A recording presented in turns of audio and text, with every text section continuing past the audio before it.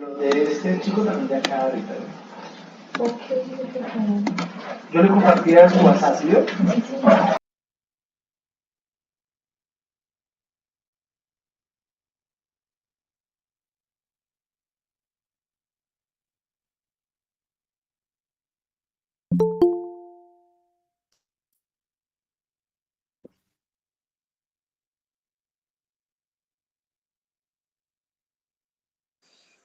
Hola, hola, hola, hola, hola, hola, hola.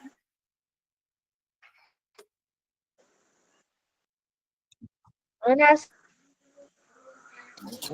buenos días, buenas tardes. Buenas Hola, tardes. buenas tardes, Andrea. Hola, buenas tardes. Hola, buenas tardes. ¿Y cómo hacen ustedes para tener animalitos? Yo también quiero ser un animalito. Yo, yo no sé de ellos, pero la Le, verdad yo sí estoy bien como estoy. le das al loguito que dice fondos y efectos y ya. Yo no- Le das a filtros, buscas apariencias y ahí te aparecen todos los filtros para poder ser eso. Para poder ser un robot, dinosaurio, conejo, búho. Bueno. ¿Pero eso aparece una vez así como así o toca activar alguna cosa? Eh, para, para, para primero tener eso, para buscar Para el tener el icono ratón. de efecto, para buscar el icono de efectos, debes primero irte al botón que dice tres puntos y ahí te dice opciones y efectos y puedes elegir un fondo y elegir qué animal puede ser. En filtros es donde encuentras esos animales. En filtros. Ay, sí, ya veo. ¿Dónde? Que En En filtros, el botón de tres puntos. fondos y efectos. Ajá. Y en filtros Entonces, encuentras lo que son estos personajes y en fondos, pues los fondos que te puedes equipar. bueno, pero entonces voy a los tres punticos.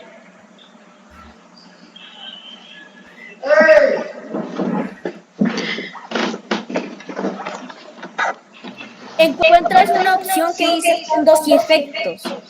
Le clicas ahí y te salen todo eso. Es que yo no puedo porque tengo ¿Dónde? problemas Es de que señal. yo aquí solo veo las opciones de manos arriba, compartir pantalla, sobre la marcha, mensaje en la llamada, configuración, herramientas, Pero es que tú nada estás más. en celular o en computador. Celular. Por eso es que no te aparece, porque Entonces no, porque yo también uso el celular. por eso es que Ah, no te aparece. entonces como quien dice, el celular es de más bajo nivel. No sé si sea por eso, pero lo mío es que yo no tengo señal. Yo no tengo mucha señal. Yo tampoco. Yo, yo aquí estoy en una finca que a duras penas le da señal.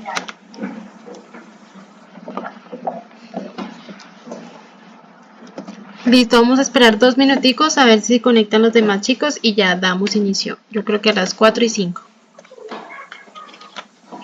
Listo, listo, Calisto.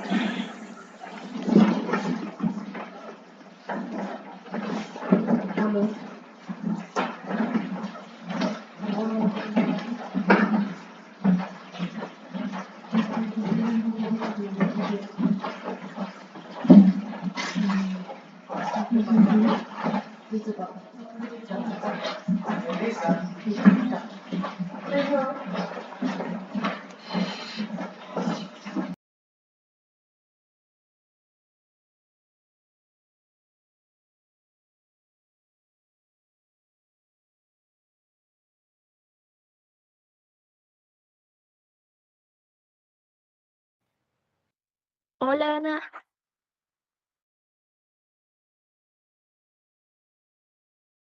Hola Samuel, ¿cómo estás? Bien. Oigan, los que tienen filtros de Sí, yo computador, igual. yo pregunto, ¿no han encontrado el de dinosaurio? Sí, el de dinosaurios está en la sección de animales. En la sección de animales aparecen gatos, conejos, aparece un alien, aparece un robot. Aparece un búho, aparece el dinosaurio. Y el Juan, que es... Juan Esteban, Hola Felipe, Juan ¿cómo Esteban, estás? ponte un alien. ¿Un alien? Ok. Sí, sí, porque es que el alien queda bien contigo y con todos, porque somos seres de otros planetas, Ya tengo del planeta de la paleontología. el planeta de la paleontología y galaxia de paleontología. Esto no es nada de eso. Esto es el universo de la paleontología. Sí, pero aún no está confirmado. Esa vaina. Solo les digo, aún no está confirmado la existencia de aliens científicamente. No hay ninguna explicación.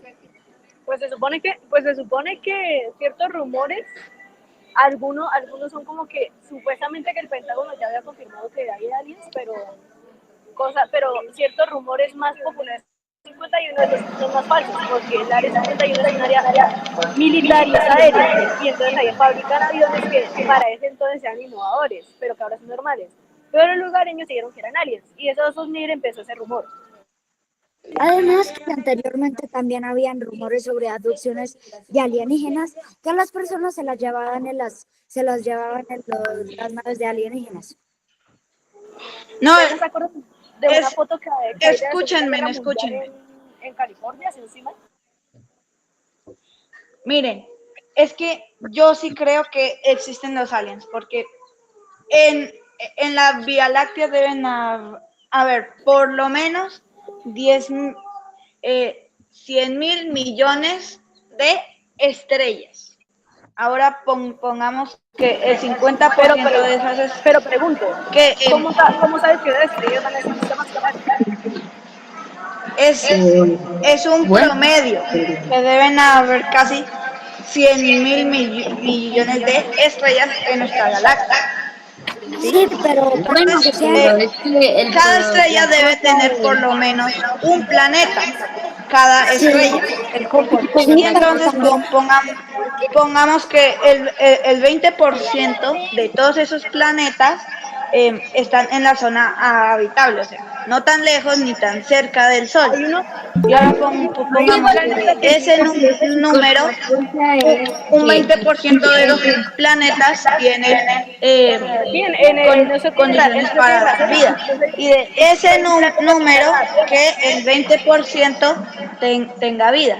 Y que de ese número, el 20% tenga vida usted sabe que multicelular. hay Y que planetas que de tienen ese agua, número, pero el no está confirmado 20% que tiene vida. tenga vida que sea bueno, pues capaz de comunicarse con nosotros. Listo, chicos. Entonces, vamos a dar inicio a la reunión del día de hoy. Nuevamente, muy buenas tardes para todos. Espero se encuentren muy bien y muchas gracias nuevamente por buenas conectarse tardes. a otro encuentro del primer Club Guardianes de la Paleontología. Y pues como les había mencionado, hoy tenemos la gran oportunidad de estar con la doctora Mónica Carvalho.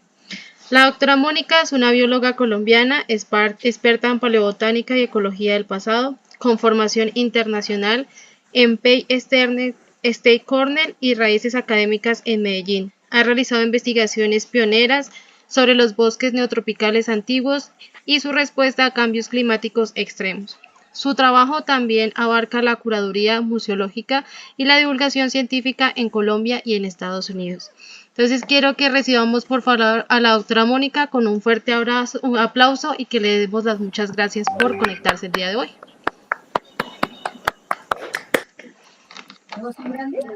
con los aplausos de emojis y con los aplausos reales. Y pues le doy la palabra al gerente, el doctor Juan de Dios Parra.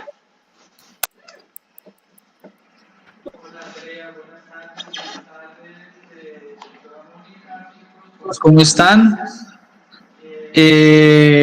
Agradecer a la doctora Mónica por la invitación a este espacio, de poder compartir con nuestros chicos, el primer club Guardianes de la Paleontología, pues todo ese conocimiento y todo ese estudio que han venido desarrollando durante varios años.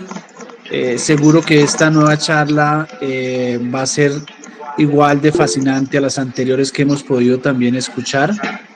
Y tenemos para este año también nuevos chicos, tenemos nuevas mujeres también en el club.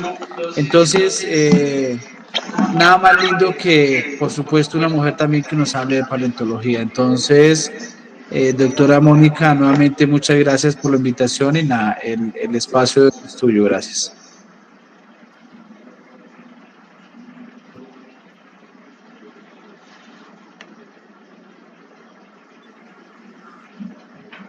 Está como apagado el micrófono, creo. Ay, perdón. ¿Ya sí me escuchan todos? Sí, señora. Ahora sí. Sí, señor. Bueno, entonces no, muchísimas gracias Juan, muchísimas gracias Andrea por la invitación. Me encanta estar acá con ustedes, me encanta ver todos los muñequitos que tienen.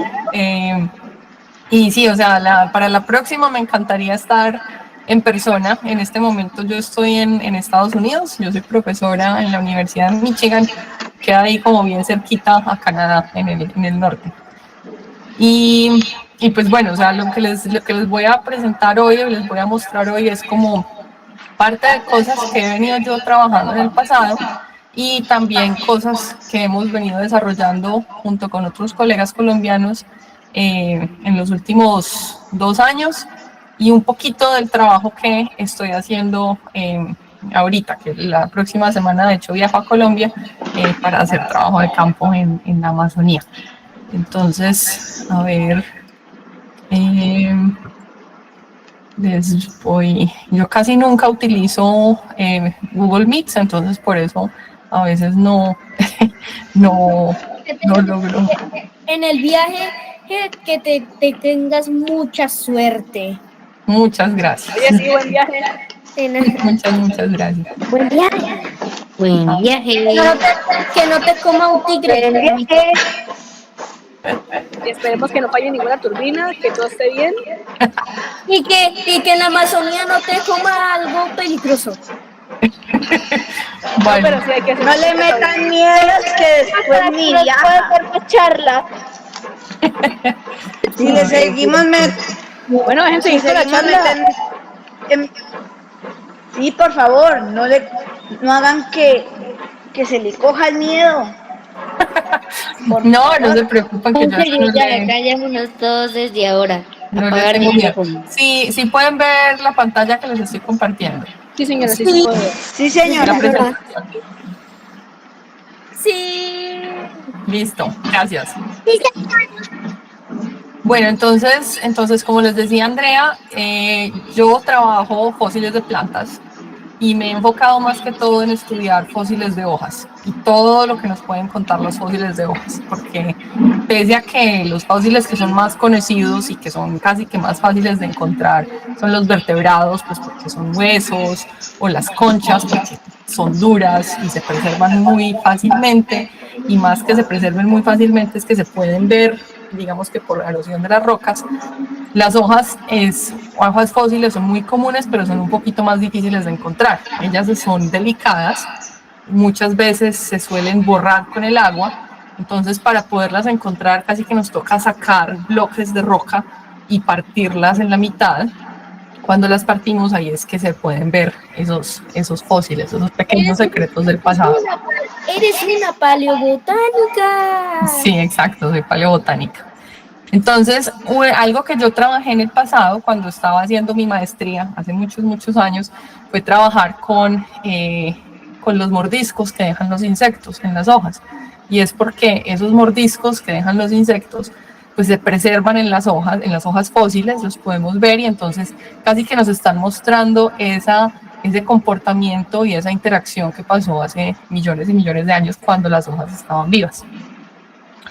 Entonces, bueno, o sea, todos nosotros les voy a hablar un poquito y esto va a ser una mezcla entre fósiles y cosas vivas. Entonces, yo me enfoco en tratar de entender la historia de los bosques tropicales, en parte porque soy colombiana, así como ustedes, y algo que nosotros tenemos es esta enorme riqueza de bosques, ¿no? Somos casi que compartimos esta enorme diversidad, y esta enorme diversidad se debe pues en gran parte a los bosques tropicales. Entonces los bosques tropicales en general van de tierras bajas hasta tierras altas, pero el ecosistema de bosque húmedo tropical es más que todo de tierras bajas y cubre la mayor parte del país. Entonces estos bosques, cuando vemos, pues, están llenos de verde, están llenos de árboles, pero son sistemas muy complejos. Entonces los podemos describir como sitios que están en la banda tropical en el planeta, o sea, entre 25 grados norte y sur, crecen más o menos a alturas bajas, donde permanecen cálidos casi todo el año, tienen mucha precipitación, y pues así los podemos caracterizar como climáticamente. Pero todos los ecosistemas, digamos que la base de esta gran diversidad es que pues, los bosques y los ecosistemas son mucho más que la suma de sus partes, no son solamente árboles, ¿no? Pues vemos muchos árboles, podemos hablar de ellos como estos sitios en donde tenemos árboles enormes que están acomodados, digamos, a inundaciones ocasionales, que tienen árboles emergentes, es decir, árboles que salen más allá de la copa de los otros. Están caracterizados también, o podemos hablar de ellos por esa gran cantidad de interacciones ecológicas. Hay polinizadores, hay animales vertebrados que polinizan, que dispersan, muchos insectos, una enorme diversidad de insectos que también están íntimamente relacionados con las plantas. Hay muchísima herbivoría, hay quienes se alimentan de estas plantas directamente. Hay descomponedores, los hongos que casi que están descomponen todas las maderas y las hojas que caen para regresar esos nutrientes al suelo y permitir que las plantas vuelvan a crecer. Son sitios que también controlan mucho su clima global. Entonces hay una cosa bien interesante, y es que la mayor parte de la lluvia que hay en los bosques de tierras bajas y también de la lluvia que cae en alta montaña es agua que viene siendo transpirada por las mismas hojas. Entonces, si pensamos, por ejemplo, en la Amazonía, donde tenemos este enorme mar de verde, pues todas esas hojas, cuando están haciendo fotosíntesis, ellas abren sus estomas, y para obtener el dióxido de carbono de la atmósfera, pues ellos también emiten una cantidad de vapor de agua. Pues ese vapor de agua vuelve y cae como lluvia, no solo en la Amazonía, sino en toda la zona andina.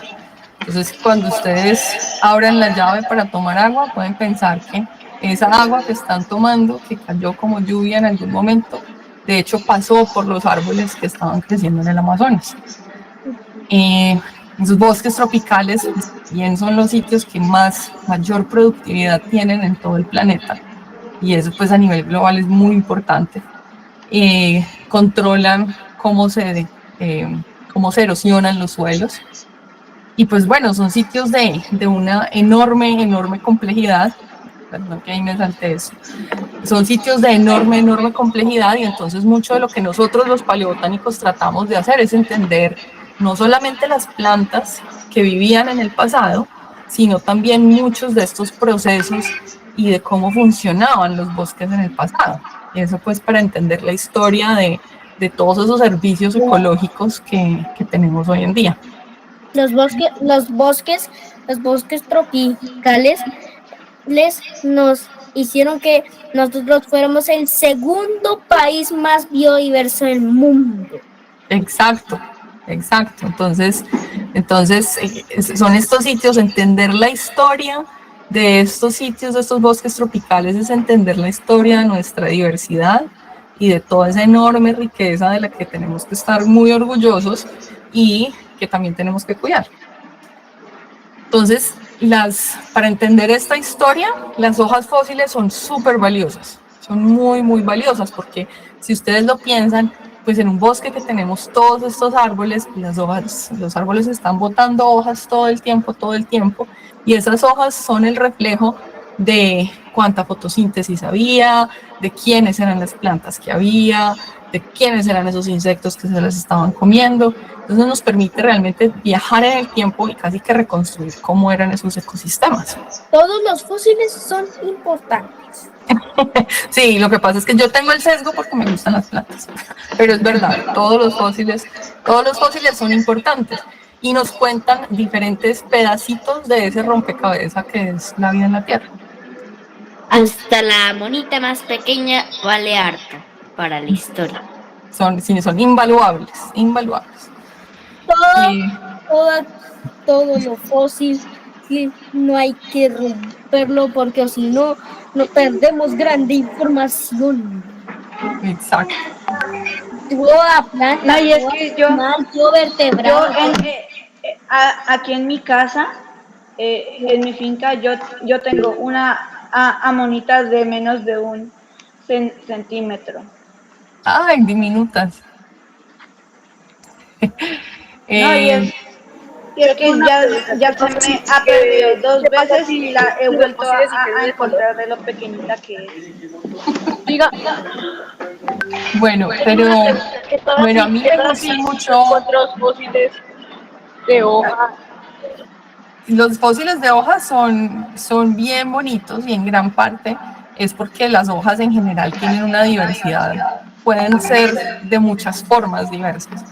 Entonces, hay diferentes tamaños, diferentes formas, algunas son disectadas, algunas están compuestas por hojas más chiquiticas, hay otras que parecen que no fueran hojas, como las de las carnívoras, y pues esto nos da una riqueza enorme también para poder entender cómo eran estos ecosistemas del pasado. Y esta pues es la razón por la que yo estudio plantas fósiles, es porque me encanta pensar en toda esta diversidad de formas y de las cosas que nos pueden contar. Entonces, cuando yo estaba haciendo mi maestría, yo me enfoqué en tratar de entender los daños de insectos. Entonces, como les decía en un principio, cuando los insectos están comiéndose las plantas vivas, pues ellos hacen estos mordiscos, diferentes tipos de mordiscos, y si la hoja está pegada todavía a la planta, pues la hoja forma esta cicatriz, así como nosotros cicatrizamos cuando nos cortamos, ellas forman una cicatriz y esa cicatriz, entonces cuando la hoja cae, se fosiliza, pues la podemos ver muy claramente y nos permite diferenciar, por ejemplo, simplemente de que la hoja esté rota. Entonces podemos decir, esto fue porque se la comió un insecto. Y entonces si pensamos en, bueno, pero entonces ¿eso qué nos dice? Pues resulta que los insectos pues pueden comer de muchas formas diferentes. Entonces hay como 4 formas principales en cómo los insectos atacan las plantas. Unos pueden formar agallas, que son, no sé si han visto, hay como unas pequeñas bolitas que se le forman a veces a las hojas. Esas están formadas por larvas de insectos. Entonces un insecto llega y pone un huevo, sale la larva, el gusanito entra dentro de la hoja y la hoja empieza a formar, o sea, de hecho el gusanito casi que se apodera del metabolismo de la hoja y empieza a formar estas bolitas que se vuelven casi que como una casa y alimento para las larvas. Entonces, la larva se alimenta de todo ese tejido que se forma y después sale como un adulto. Esas son las agallas. Hay insectos también que pueden punzar, tienen la boca modificada como un pitillo y entonces chuzan y pueden tomarse directamente los azúcares que está produciendo la planta con los punzadores. Están los minadores que forman estos caminitos. Los caminitos pues son bien parecidos a como las agallas, o sea que llega un insecto, pone su huevo y el gusanito, la larva, se mete dentro de la hoja y a medida que va creciendo se va comiendo la parte del medio, la parte verde, dejando esos caminitos y pues esos caminitos son el comportamiento, es decir, cómo se mueve la larva. Esas son las minas. Y por último pues están los mordiscos, simplemente mordisquear la hoja. Entonces las agallas y las minas son muy importantes porque reflejan relaciones muy específicas. Entonces, una especie de insecto es solo capaz de comerse una especie de planta. Relaciones muy específicas, pues porque si pensamos en un insecto que está especializado en meterse dentro de una hoja y digamos que es capaz de subsistir todos los mecanismos de defensa que esa especie de planta pueda tener. Los mordiscos son los más comunes, pero son también los más genéricos. Entonces, bueno, estos daños, así como en las fotos de cómo se ven en las cosas vivas, así es como se ven en los fósiles. los fósiles podemos encontrar esas agallas. Estos son los huequitos por donde salen los insectos ya maduros. Hay evidencia de punzadores, se ven ahí los huequitos por donde el pitillo de los insectos entró. Hay minas que están bien preservadas en las hojas y diferentes tipos de mordiscos. Entonces, digamos que todas estas morfologías diferentes pues las podemos clasificar y eso pues nos da una idea, nos permite cuantificar y eso nos da una idea de toda esta interacción ecológica, qué tan específicos eran los insectos, a quién le gustaba comerse quién en el pasado. Y entonces esta es una muestra de fósiles con las que yo he estado trabajando. Estos son de la formación Bogotá, que es del Paleoceno, colectados en los alrededores de la ciudad de Bogotá. Hay incluso algunos de estas rocas afloran cerca a Tunja. Y entonces podemos ver aquí muchos ejemplos de hojas muy bonitas, muy familiares a cosas pues que podemos identificar. Este es un pedacito de una hoja de palma que aquí alguien llegó y la raspó Esta es la base de una hoja y todo esto, lo único que dejaron fue la base. Se comieron casi toda la hoja y solamente dejaron casi que el pedacito donde estaba el palito que la conecta con la planta. Y tenemos mordiscos dejando huecos en el centro. Estos son ejemplos de agallas, de esas pequeñas bolitas con protuberancias. Esta hoja se les parece familiar a alguien. ¿Cuál de todas? La de la mitad, la más grandota, la de la mitad. No sé si pueden ver el curso. Sí. ¿A qué se parece? La verdad, no sé. Yo la he visto aquí en mi casa, pero la verdad, pues no sé su nombre. Esa, no, y no tienen que saber el nombre, no se preocupen. Esta hoja es de una familia de plantas, se llama Melastomataceae, pero eso no importa, pero es la familia del siete cueros, de unas plantas que llaman el siete cueros, que tienen unas flores, son unos arbolitos que tienen unas flores como rosadas o moradas, muy, muy, muy vistosas. Entonces es una planta muy, muy común en Colombia. Y bueno, pues aquí hay otros. ¿Siete cueros? Y yo respondí que era un queso porque un queso se llama así. Sí, le pegó. Bueno, entonces, pues una de las preguntas que nosotros teníamos, porque acuérdense que todos nos encantan los fósiles, nos encanta estudiar fósiles, pero la ciencia siempre se mueve a través de preguntas. Hay que hacer preguntas y nuestro trabajo como científicos es responder esas preguntas. Entonces, una de las preguntas que teníamos es como, bueno, si sabemos que estos daños son bien específicos, pues ¿qué pasa con los que no son tan específicos? Todos estos pequeños mordisquitos. ¿Cómo sabemos? Nos están diciendo todos el número diferente de mordiscos, esa diversidad de mordiscos nos está diciendo algo de la diversidad de insectos o no. Entonces ahí es cuando a los paleontólogos también nos toca trabajar con cosas vivas, cual es bien bonito. Entonces, para responder eso, lo que hicimos fue ir y colectar insectos. Entonces, esta es una grúa de construcción que está puesta en la mitad de un bosque en Panamá. Yo trabajé allá un tiempo mientras estaba haciendo la maestría. Y entonces en Panamá hay dos sitios, hay dos bosques distintos en donde hay estas grúas. Y entonces lo que tienen estas grúas es que tienen como una canasta, uno se puede meter en la canasta y la grúa lo lleva a uno hasta arriba, hasta el tope de los árboles y uno puede casi que ver todo el dosel, toda la parte de arriba del bosque y puede ir y colectar hojas, puede ir y colectar insectos. Entonces eso fue lo que hicimos. Entonces estuvimos en estos dos sitios, está en inglés, uno en un parque, un bosque seco que está cerquita de la ciudad de Panamá, este de acá arriba, y el otro es este bosque húmedo que está en el lado caribe de Panamá. Y entonces ahí lo que íbamos a hacer, esa soy yo hace muchos años, aquí estamos tomando la foto, como pueden ver, estoy montada en esa canasta, y estoy casi que flotando encima o me están ahí moviendo encima de todos los árboles. Entonces lo que queríamos hacer era documentar, colectar insectos y documentar qué tipos de daños ellos le estaban haciendo a las hojas, cuántos daños diferentes y ver si eso se relaciona con la diversidad de insectos. Entonces colectamos en las noches porque los insectos usualmente están más activos como en las horas de la tarde, en la hora en la que empiezan a salir los mosquitos, en las horas de la tarde. Los metíamos en bolsas. Esta es una foto de cómo se ve el bosque desde allá arriba al atardecer, y les dábamos de comer.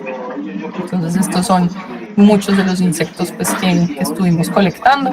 Este es Felipe Villegas. Felipe Villegas hoy en día es un fotógrafo que trabaja con el Humboldt, es el director de comunicaciones audiovisuales. Él trabajó conmigo en esto hace muchos años. Él tomó todas estas fotos que son tan bonitas y todos estos son insectos que estuvimos colectando para poder entender en los fósiles que nos dicen los mordiscos.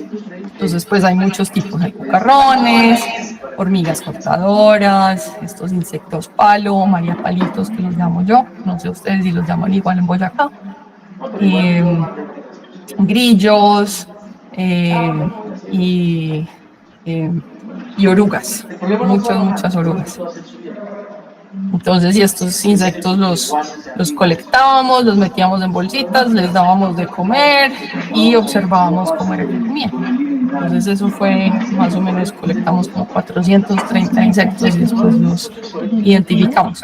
Y después de eso, pues entonces sacábamos las hojas, mirábamos a ver qué era el daño que habían hecho. Entonces este señor, por ejemplo, hizo este daño que tiene un nombre específico. Entonces a los tipos diferentes de daños les damos un nombre. Entonces DT15, este que se come a la puntica y llega solamente como hasta la mitad, se llama DT14, este es DT12, y este otro señor entonces hizo otros mordiscos, hizo este, lo compartió con este otro señor, pero también tenía otros mordiscos específicos, y así lo hicimos para todos los insectos.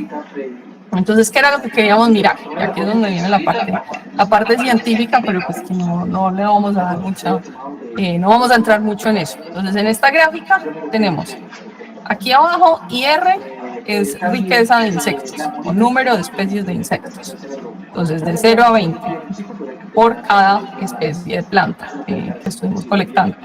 Y estas son los daños que esos insectos hicieron. Entonces, esta gráfica nos está mostrando que en un árbol, por ejemplo acá, en un árbol en el que colectamos 9 especies de insectos, esas 9 especies de insectos hicieron 5 daños distintos. Y en esta otra, en la que colectamos casi 20 especies de insectos, pues ellos hicieron como 14 daños distintos. Pero entonces esta gráfica lo que nos muestra es que a medida que hay más especies de insectos comiendo, estamos viendo que hay más tipos de daños distintos. ¿Eso es aburrido o interesante? Muy interesante.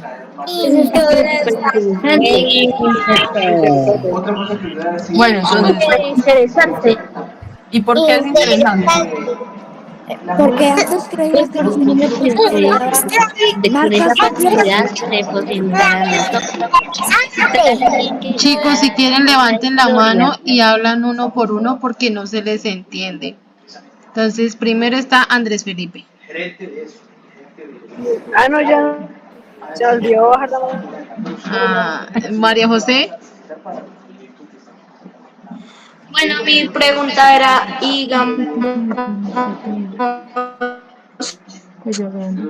¿cómo se le pone el nombre a los daños de una hoja? Ah, es una muy buena pregunta. Perdón, no te escuchamos. La pregunta era que cómo hacen para ponerle nombres a los mordiscos de las hojas. Entonces, la forma en la que hacemos eso es que existe una guía estandarizada para que todos los científicos en el mundo le pongan el mismo nombre al mismo tipo de daño. Entonces, esa guía que ha sido construida a lo largo de los años, pues entonces nos da reglas. Entonces nos dice, el daño número 1 es un huequito muy chiquitico, totalmente redondo. El daño número 2 es un hueco de 5 milímetros, un poco más grande. El daño número 3 es un hueco que no es completamente circular. Y así sucesivamente, para que todos los científicos seamos consistentes en los nombres que le ponemos a los daños. Entonces, bueno, esto digamos que es bien interesante porque, por un lado, es muy difícil encontrar fósiles de insectos, no son muy comunes. Entonces, lo poco que sabemos de los insectos, de los fósiles de insectos, es o en sitios de preservación excepcional, depósitos de lagos, de aguas muy tranquilas, en las que cae el animalito y casi que se entierra inmediatamente, o los que están preservados en ámbar, pero esos no son muy comunes. Saber que los daños que tenemos en las hojas nos permiten cuantificar la riqueza de insectos o la diversidad de insectos en el pasado, pues es bien interesante porque es que no tenemos fósiles de insectos, pero las hojas nos están mostrando cómo era la diversidad antes. Y no solamente la diversidad, también nos pueden hablar de cuáles eran las preferencias de los insectos. Entonces ahí es, por ejemplo, cuando podemos ver conceptos de similaridad. Entonces, por ejemplo, si tenemos dos especies de árboles y más o menos los mismos insectos se comen las dos especies de árboles, ¿qué esperamos encontrar en los daños? Pues que sean muy similares, ¿cierto? Si los mismos insectos están comiendo este árbol y este árbol, esperamos que los daños que podemos ver en las dos especies de árboles pues sean muy parecidos.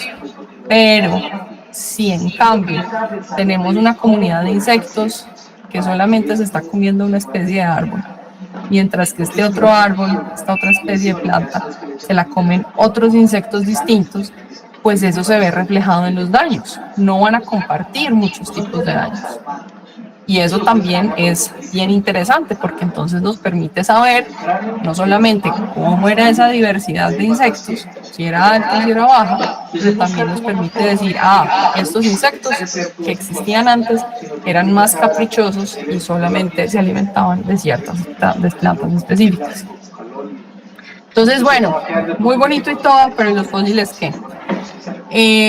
Entonces, este trabajo, digamos que lo aplicamos cuando estábamos estudiando cuál fue el efecto de la extinción del final del Cretácico en los bosques tropicales. Entonces, ¿qué estaba pasando hace 60 años? Todos ustedes, mejor dicho, ustedes saben más que yo de los dinosaurios, ustedes saben más que yo de todo este cuento. Hace 66 millones de años cayó este asteroide, la península de Yucatán, creó una de las más grandes extinciones masivas que ha visto el planeta, acabó con los dinosaurios no aviales y cambió el curso de la historia, reseteó el curso de la historia del planeta. ¿Qué estaba pasando en Colombia en ese momento? Entonces este es el mapa, esto es sacado del libro hace tiempo.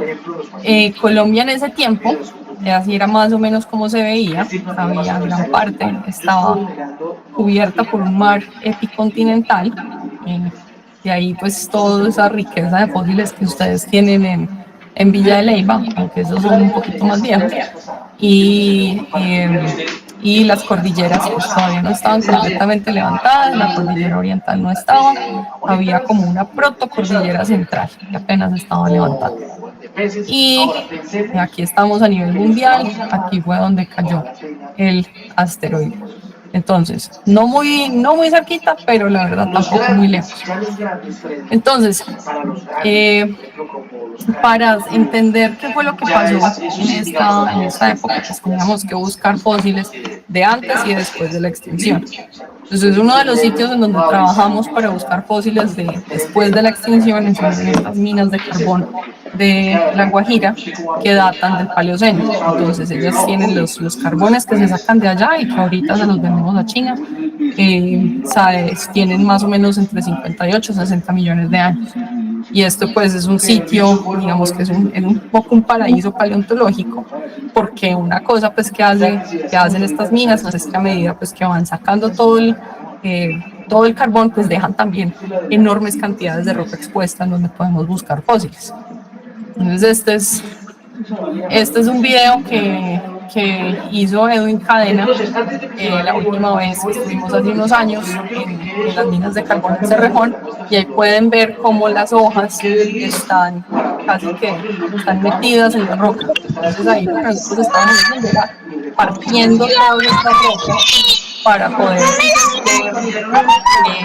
ver los fósiles. Y esto pues es como para darles una idea de cómo es el trabajo allá. Hace muchísimo calor y pues toca andar con botas de acero y con casco y estar completamente cubiertos.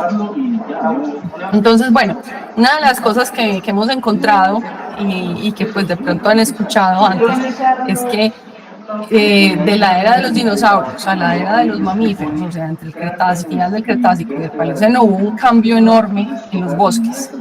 Pasamos de tener, lo que nos muestran los fósiles, es que pasamos de tener estos bosques abiertos donde había dinosaurios, en donde había una mezcla de plantas con flores, helechos, coníferas. Ese bosque se destruyó completamente y lo que apareció después es casi que nuestros bosques tropicales modernos.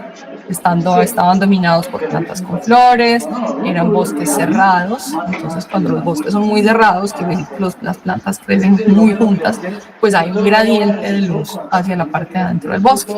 Todas las plantas son distintas. ¿Qué pasa entonces con cómo era la herbivoría de estos bosques? Pues cuando miramos, estos son los bosques del Maastrichtiano. Estos fósiles son de la formación Guaduas. Estos sí se colectan casi que, estos fósiles son muy comunes en Boyacá, en toda la zona en donde sacan carbones, en todas las canteras de carbón, de ahí salen estos fósiles. ¿Cómo? Me están invitando, me están diciendo que van a ver... Ay, perdona, pensé que había una pregunta. Entonces, si todos estos fósiles se encuentran en Boyacá. Y aquí lo que vemos es que hay una enorme diversidad de diferentes tipos de mordiscos, ¿no? Este, por ejemplo, es uno de esos minadores. Aquí se ve la casita donde termina y aquí podemos ver todo el caminito que dejó. Por aquí había otro tipo de mordisco. Aquí encontramos otro mordisco que es de insectos que están raspando las hojas. Acá podemos ver una cantidad de mordiscos pequeñitos.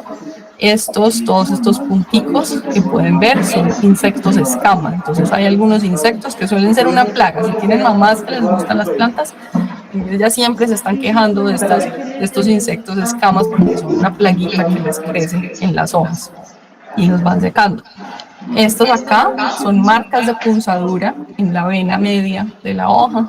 Aquí tenemos otro minador de la casita y otros diferentes tipos de mordiscos. Estos son los bosques del Cretácico. Cuando los comparamos con los del Paleoceno, pues son muy distintos. Todos estos bosques del Paleoceno están llenos de mordiscos. Eso es lo que más abunda. Hay mordiscos de diferentes tamaños, hay mordiscos desde la margen de la hoja, hay mordiscos más o menos como lineares, hay mordiscos más circulares, hay estos que hacen casi que unas ventanitas y dejan ahí solas las venas principales, como en esta.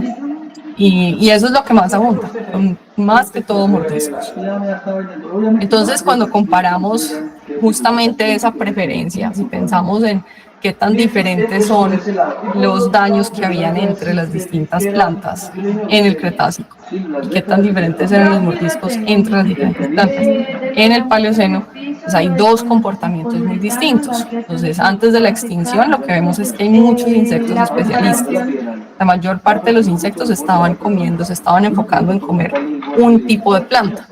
Entonces, dos tipos de plantas no compartían los mismos insectos. Mientras que para el Paleoceno lo que vemos es que casi que todos los insectos estaban comiendo todas las plantas más indiscriminadamente. Y eso pues es la historia de cómo cambian, eso es lo que vemos, lo que nos permiten ver los fósiles de cómo cambian las comunidades de insectos. Entonces ahora, otras cosas que hemos encontrado, sobre todo trabajando en estos fósiles post-extinción, en los bosques del Paleoceno. Pues ahora hemos estado trabajando mucho con semillas y frutos, y es porque las semillas y frutos, pues junto con las hojas, muchas veces en estas compresiones podemos encontrar no solamente hojas, sino también las partes que son un poco más duras de las plantas, las semillas sobre todo, y algunos frutos que son más leñosos, como por ejemplo los frutos como los cocos, que son leñosos y se fosilizan más fácilmente. Entonces estos son unos ejemplos de la familia de la guanábana, que son con las semillas. Entonces no se ven muy parecidas. Si ustedes cogieran una guanábana, si le sacan una semilla y parten esa semilla a la mitad, esto es más o menos lo que verían. Estas son, digamos que se llaman ruminaciones que hay adentro de la semilla de la guanábana, y pues las podemos ver en los fósiles y nos permite identificarlos como esta familia. Esta familia también tiene cosas bien bonitas que estamos encontrando en los fósiles. Entonces esta es una tomografía de uno de estos fósiles, y en esta tomografía lo único que teníamos era en la roca, salía este pedacito del fósil nomás. Entonces lo que hicimos fue hacerle tomografía para poder ver qué era el resto de lo que estaba metido dentro de la roca. Y lo que vimos es una semilla perfectamente preservada, no solamente perfectamente preservada, sino que tiene esta estructura arriba. Esa estructura es un tejido carnoso, azucarado, como se puede ver en esta foto, y eso lo que hace es que atrae aves. Las aves se comen esas semillas porque esto es bien dulce y lo utilizan para dispersarse. Entonces, pues es como uno de esos ejemplos bien bonitos de cosas, interacciones que podemos ver en los fósiles. Resulta que esos fósiles también a veces pueden tener muestras de daños de insectos.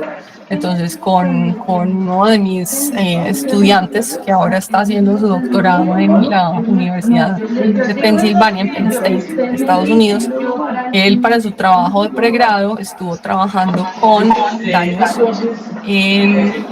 tanto en las dos floras del Paleoceno, tanto en la del Cerrejón como en la de la Formación Bogotá. Y estos fósiles, esto es un fósil de un coco, ahí más o menos se puede ver, esto es coco del Cerrejón, y este coco pues tenía estas marquitas que corresponden a huequitos de salida de insectos. Entonces pues hay insectos que comen hojas, pero pues hay insectos como el gorgojo, que es una plaga, y alguna vez tienen como semillas o frijoles guardados por mucho tiempo en la casa, van a ver que salen plagas. Entonces estos insectos se comen adentro, las larvas, los gusanitos, se comen adentro del fruto, y una vez se transforman en adultos, pues llegan y hacen ese huequito y salen. Y entonces esto es lo que encontramos haciendo un estudio detallado pues de digamos que los caminitos que dejaban. Encontramos que los culpables son una familia de la familia Pachymerini, son unos cucarrones, se llaman brúquidos, y ellos hoy en día se especializan en comer palmas, diferentes especies de palmas. Entonces esta es como la primera interacción, y pues lo describimos como la primera evidencia de la interacción entre estos brúquidos y las palmas, que data pues del Paleoceno, 60 millones de años.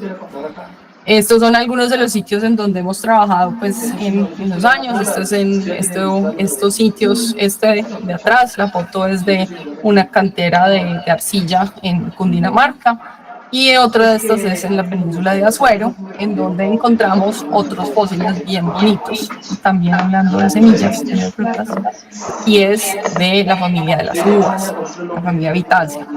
Y entonces las uvas, ustedes alguna vez han comido una uva y se han puesto a detallarse la semilla, pues las semillas son bien bonitas, se parecen más que todo a esto. Tienen estos dos canalcitos que pueden diferir, pueden variar un poquito en tamaño, y en la familia hay mucha diversidad, pero todos como que conservan la misma forma. Por eso son excelentes fósiles, tienen una morfología que es muy fácil de identificar, y como son duras, pues se preservan muy bien en los fósiles.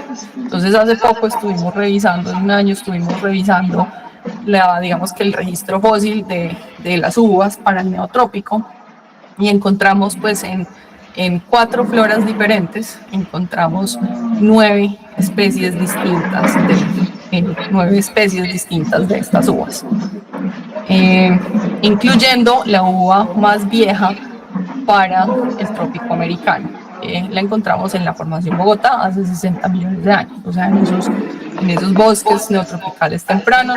Este es Fabián Herrera, que me imagino que algunos de ustedes lo conocen. Entonces Fabián y yo estábamos los dos un día haciendo trabajo de campo y ahí ese fue el día en que nos encontramos este fósil de uva, justamente pues como en uno de estos canales. Y ese fósil es chiquitico, es bien chiquitico, o sea, esa es mi pierna, ¿no? Tengo ahí la roca en el muslo. Esta cosa ahí chiquitica mostrada, esa es el fósil chiquitico, son las semillas bien pequeñitas. Pero esas semillas, entonces, también las llevamos, digamos que la preservación, estaban más o menos carbonizadas, entonces estaban muy delicadas. Entonces, para mirar cómo se veía la contraparte, le hicimos tomografía electrónica.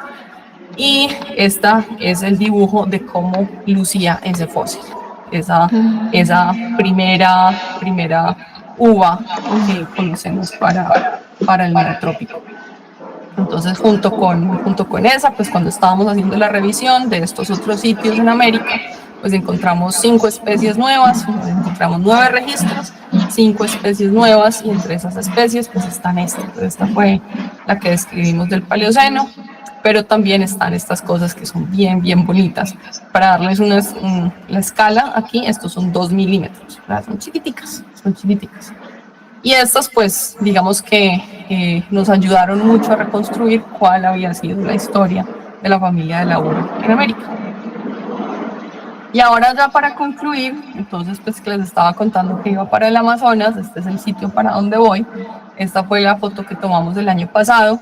Estábamos en el bosque colectando hojas, estábamos haciendo un experimento para entender cómo se fosilizan las hojas, y mientras estábamos haciendo ese experimento nos encontramos una cosa bien bonita, y es que nos encontramos unos depósitos de hojas completamente preservadas, completamente enterradas, casi fósiles, pero no tan viejas.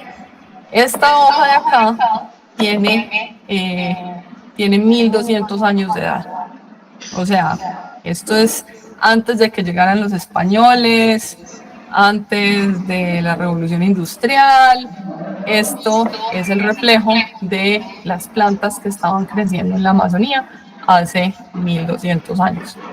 Y entonces lo bonito es que muchas de estas hojas que estamos encontrando en estos depósitos más o menos recientes son cosas que todavía están creciendo en el bosque, y entonces nos va a permitir entender cómo ha cambiado ese bosque amazónico, no en millones de años, pero sí en miles de años, y ayudarnos a entender cómo se ha ido acomodando el bosque al cambio climático que está ocurriendo hoy.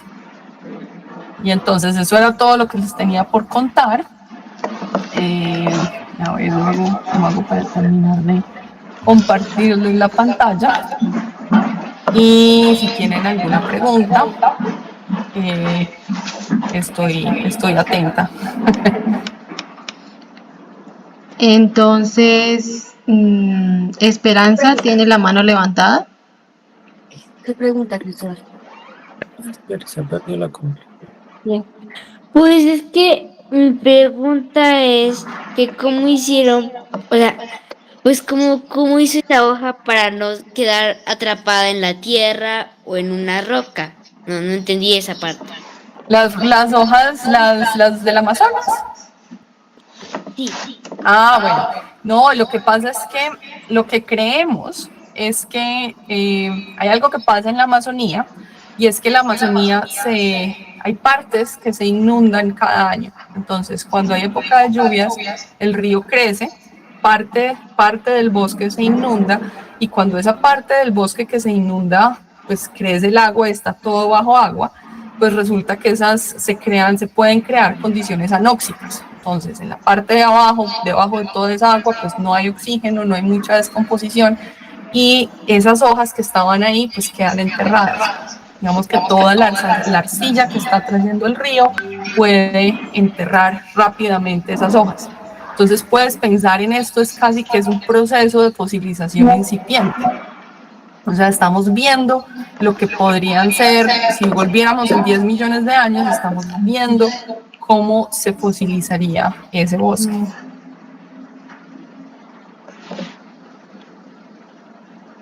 Muchas gracias. Felipe Ariza.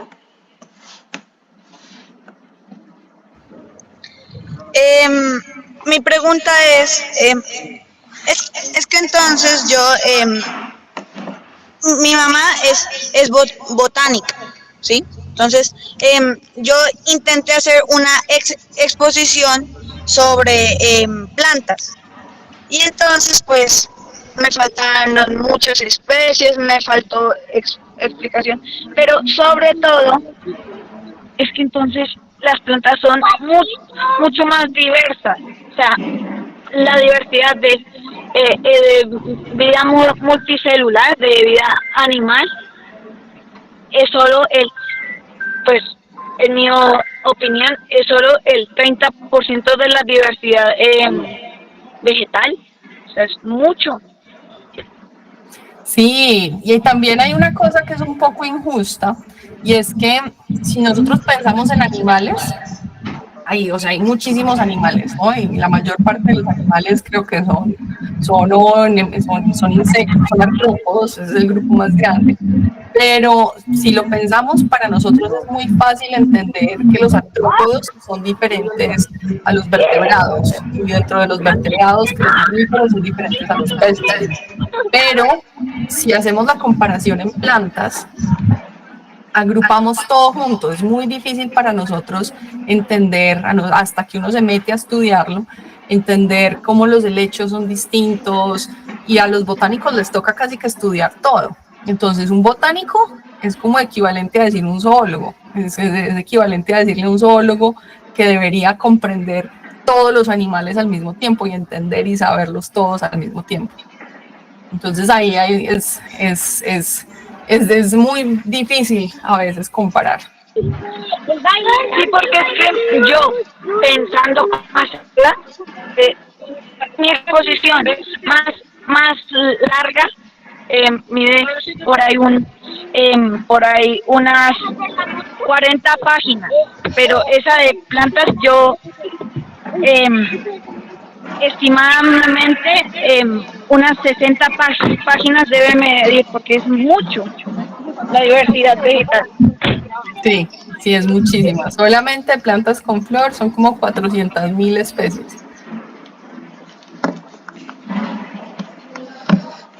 ¿Listo? Juan Esteban Ramírez.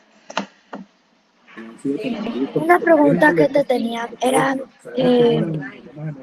los insectos que le pican a las plantas para hacerle daños, ¿le inyectan veneno o no? No les inyectan veneno. Ellos simplemente piensa que tienen la boca casi que como un pitillo. Entonces la planta simplemente después hace como una pequeña cicatriz, y el insecto lo único que está haciendo es como está succionando los azúcares. Bueno, señora. Muchas gracias. Cristóbal. Buenas tardes. Buenas tardes. Buenas tardes. Mira, la pregunta, amor. Te están escuchando. Sí. Cuidado que te come un agua.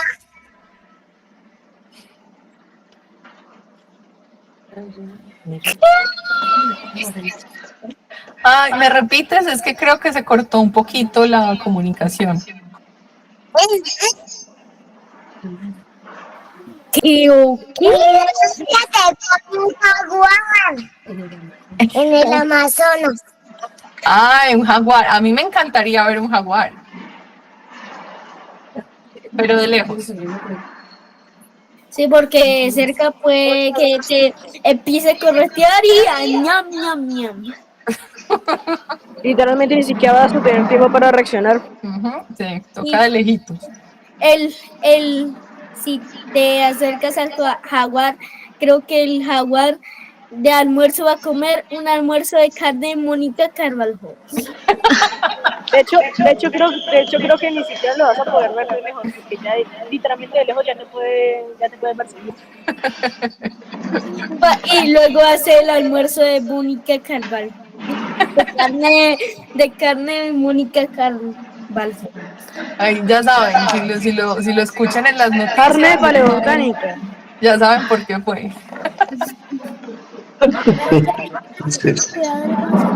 Qué chistoso. Listo, seguimos Bueno, con sigamos con las las preguntas y ya. preguntas.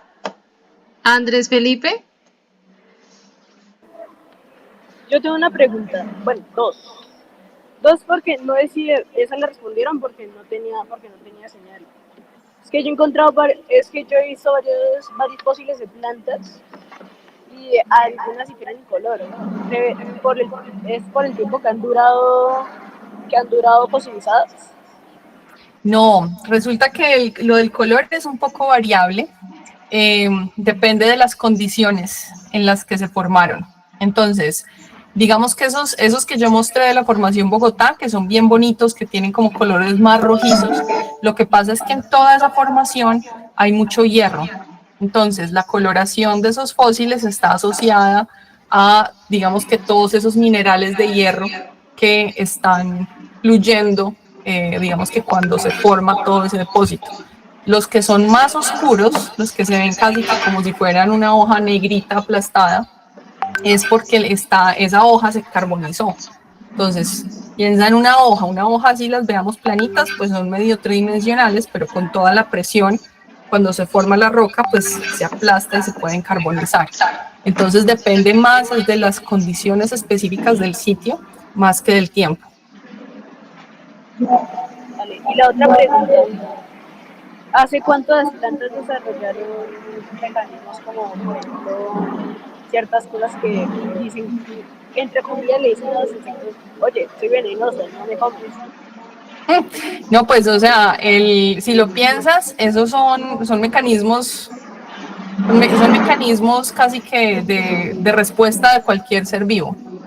La primera herbivoría data de casi 400 millones de años, o sea, de los primeros bosques o de las primeras comunidades de plantas que empezaron a aparecer, que el registro más viejo es de Escocia, el Rainicher. Ahí en ese entonces ya se podían ver que habían sobre todo insectos punzadores y que habían insectos que se comían las esporas que producían las plantas. Entonces, lo más probable, y vemos pues que las mismas plantas generaban esas cicatrices, es muy probable que esas plantas tuvieran sus propios mecanismos para decir, hey, no me comas, porque muchos de ellos, la mayor parte de esos mecanismos son químicos, están asociados a la química de las plantas. Entonces sí, eso es una relación evolutiva que viene desde que las plantas empezaron a colonizar la Tierra. Gracias. Listo, la última pregunta de hoy, Josif Alejandro. Ok. Aquí va mi pregunta. ¿Cómo reconocen de cuál especie de insecto hizo X mordía esa planta? Es una gran pregunta. Eso solamente se puede para algunos daños, sobre todo los que son caminitos, ¿no? Los minadores. La razón por la que podemos saber qué tipo de minador era, es porque ese caminito que ellos dejan está muy conservado, está asociado al comportamiento de las especies, y esos comportamientos casi que se comparten a nivel de género y a nivel de familia. Entonces, esos podemos ver, cuando los vemos en las hojas fósiles, podemos comparar con representantes actuales o minadores actuales, y ahí podemos asociar, este caminito es exactamente igual a este, entonces era un insecto de la familia tal. Muchas gracias. Listo, muchas gracias chicos por conectarse y muchísimas gracias doctora Mónica, esa charla estuvo súper espectacular, yo creo que todos aprendimos hoy algo más sobre las plantas. Bueno, otra vez me alegra mucho pues haber podido compartir con ustedes, y si tienen pues más preguntas también me pueden escribir por correo. Listo, doctora, muchísimas gracias, en serio. Entonces, chicos, por favor, nos despedimos de la doctora, damos las gracias por la charla. Muchas gracias. Muchas gracias. Gracias, doctora. Gracias, doctora. Vale, muchas gracias. Muchas gracias por esta llamada. Chao. Vale, muchas gracias. Un Muchas gracias gusto. por esta llamada tan épica. Chao, Mónica, un abrazo, gracias. Un gusto, Juan. Por esto se merece todo esto. Muchas gracias. Venga, les voy a hacer una pregunta a todos que les va a dejar pensando. A ver. Chao, chicos, gracias. Muchas gracias, doctora. Una muy buena Si tarde. llegan a revivir cualquier especie prehistórica, yo pregunto, ¿qué necesidad tendríamos? A ver si los dejo pensando. ¿Qué? Que me hicieron esta pregunta y a ver si también lo sean pensando ustedes. Si llegaran a revivir los dinosaurios, aunque ya está pasando, yo pregunto, ¿qué necesidad y qué cambios habrían qué cambios? Que había que la población humana se desapareciera drásticamente en cantidad porque justo los dinosaurios carnívoros se comerían a la humanidad. La cosa es que primero se afectaría toda la fauna y flora, pero no necesariamente los humanos, porque directamente más los animales y las plantas. Pero la otra cosa es que literalmente se sería indefinido. Como lo dijeron en una película de 2018, no voy a decir el nombre, no sabremos cuáles eran los problemas hasta estar frente a frente con ellos. Incluso ya se está reviviendo el lobo terrible. Y ni siquiera es como rata de laboratorio, sino que ahora ya se puede sintetizar un ADN al gusto de todos. Digamos, tú puedes coger el ADN de cualquier reptil y tú puedes cambiarle todo.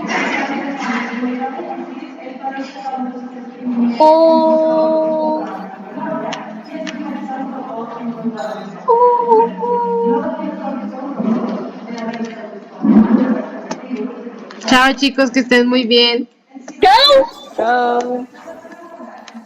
Chao.